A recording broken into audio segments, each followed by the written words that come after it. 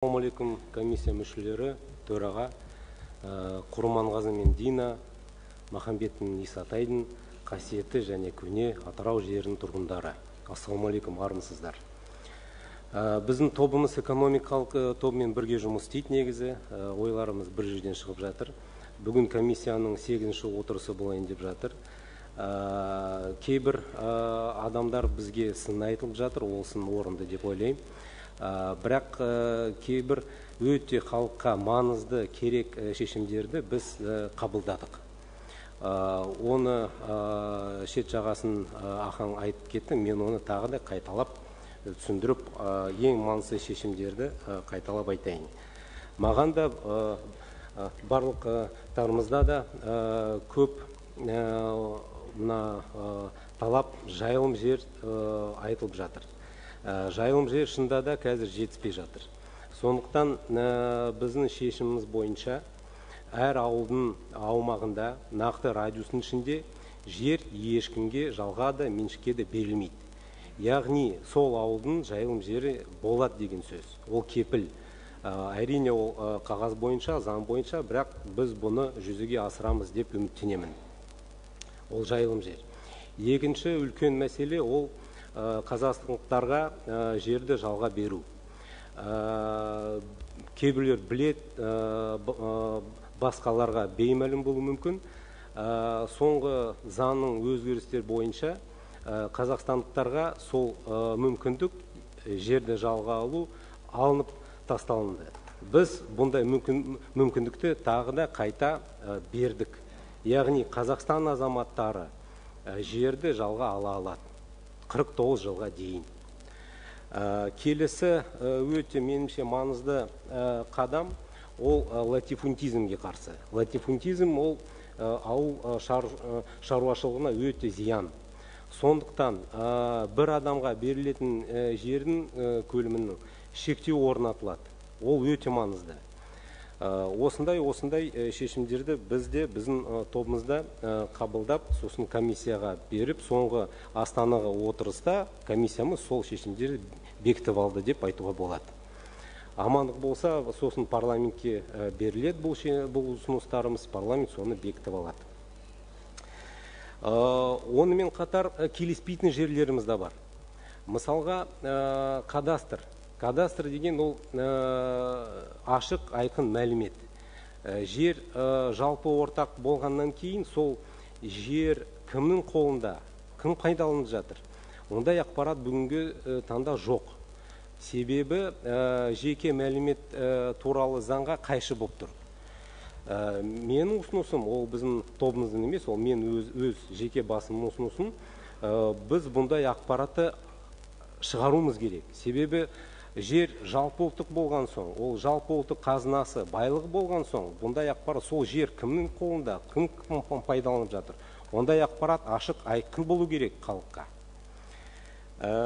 Сосын президент айтып жатыр, бәріміз айтып жатырмыз, жер шетелдіктерге сатпаймыз деп жатырмыз.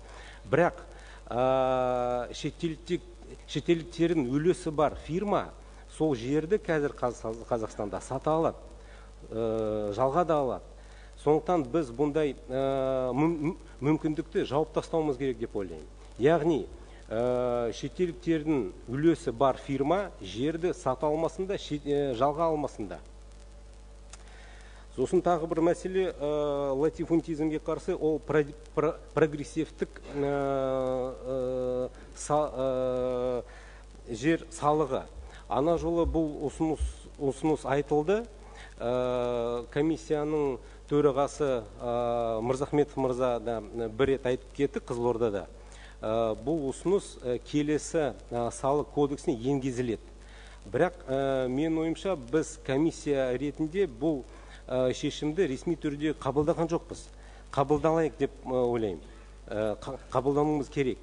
Яғни жер салығы прогрессивтік болу керек. Ол да латифунтизмге қарсы нақты қадам. Құрметті комиссия мүшелері, соңғы Астанада болған отырысымызда Айдын деген жігіт Уржар мәселесін көтерді. Біз жалбаша түрде арызын алдық. сосын проверка жібердік ана Шығыс облысына. Амандық болса, мен ойлаймын, бүгін Нысанбаев мырза бұл проверка туралы нәтижесін айтып береді. Бұл өте керек, пайдалы өзгерістерді енді біз өмірге енгізуіміз керек, жүзеге асыруымыз керек. Өйткені қағазға шығару оңай, заңды қабылданады, амандық болса. Бірақ ең маңыздысы сол шешімдерді өмірге енгізу. Сондықтан мен ойым бір ұсынысым бар. Қазақстанда бір 140 аудан бар. Комиссия мүшелері 75. Егер біз сол аудандарды комиссия мүшелерінің арасында бөліп тастасақ, сосын сол біздің қабылдаған шешімдерді қалай жүзеге асырып отыр, соны бақылауға алсақ жақсы болады деп ойлаймын. Мысалы, кейін ол заң қабылданғаннан кейін біз кварталға бір рет, немесе 2 айдың бір рет былай жиналсақ, бір-бірімізге баяндап есеп берейік. Мысалы, менің ауданда жайылым жермен проблема жоқ, латифундизм жоқ. Сондықтан сосын ғана біздің шешімдеріміз жүзеге асырады. Ол өте маңызды деп ойлаймын. Сосын жер мәселесіне байланысты тағы бір ұсынысымды тағы да қайталап айта кетейін. Ең кемімен 10% оралмандарға қалдыруымыз керек. Себебі шетелден бәрібір ертең кейін болса да келеді, оларға да жер болады. Сондықтан біз олар үшін бір жерді қалдыруымыз керек. Кеше ғана президент премьермен кездескенде бір өте жақсы ой айтып кетті меніңше. Жер комиссиясы компромиспен шешім қабылдау керек. Меніңше осы 4-ші күн тәртібінің 4-ші сұраққа келсек, қазір жерді сату-сатпау, шетелдіктерге жалға беру-бермеу, қоғамымыз екіге бөлініп отыр. Сондықтан біз компромиске дайын болмасақ, мына түгел шешімдерді әзірше жүзеге асырмасқа дейін біз бұл мораторийді әрі қарай 5 жылға ұзартуымыз керек деп ойлаймын. Қазір жерді сату, шетелдіктерге жалға беру ешкім дайын емес. Халықтың сана-сезімінде дайын емес, мемлекеттің жүйесі дайын емес деп ойлаймын. Сосын ол үшін айтпақшы, осы Шенгелді және Заречный ауылдық округінің тұрғындары тағы да бір топ уже бердім, біраз бердім, тағы да беріп отыр. Мен бұл қолдарды тағы да бүгін ресми түрде штабқа тапсырам. Бұлай дейді, жер ешкімге сатылмасын, шетелдіктерге жалға берілмесін, латифундизмге жол жоқ. Сосын бұл мәселеге келгенде, мен ойымша, біз поименное голосование жасауымыз керек. Өйткені бұл мәселе тарихта қалады. Кім қалай дауыс берді, халыққа анық, айқын болу керек.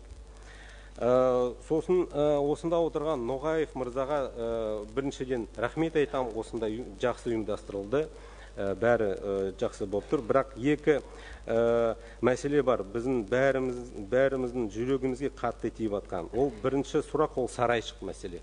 Ол ежелгі біздің астанамыз. Мен 3 рет болдым. Әр кезде жүрегіміз жылайды деп айтуға болады. Өйткені біздің ежелгі астанымыз осындай өте жаман халда. Қазір маған осы тұрғындар айтып отыр, бір фирма Түркиядан келген ба сатып алды дейді, забор орнатты дейді. Ол рас па жоқ па мен кепіл бере алмаймын, бірақ сізге өтінішім. Егер қолыңыздан келсе, сол Сарайшық астанамызды хал-ахуалын түзеп алсаңыз, ол бірінші. Екінші, осы жер мәселесі тұңғыш рет көктемде Атырауда көтерілген болатын. Бәрі тәртіпті. Сіз өнегелі әкім ретінде деп айтуға болады. Халықтың алдына шықтыңыз, тыңдаңыз пікірін. Бәрі өте мәдениет түрде өтті. Еш қандай фонарь, скамейка сынылған жоқ. Бірақ сіздің қасыңызда тұрған екі жігіт, Макс Бокаев пен Талғат Аян, бүгінге дейін өкінішке орай түрмеде отыр.